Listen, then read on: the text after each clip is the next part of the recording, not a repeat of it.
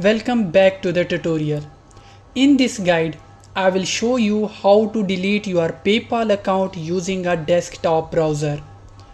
Closing your PayPal account can be useful if you are switching to another payment service or if you have accidentally created multiple accounts and want to remove one.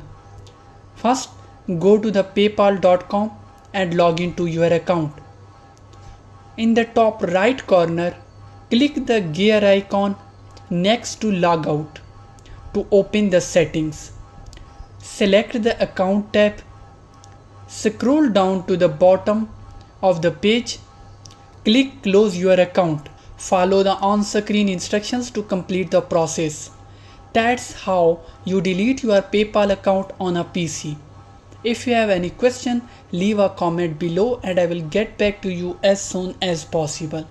Thanks for watching.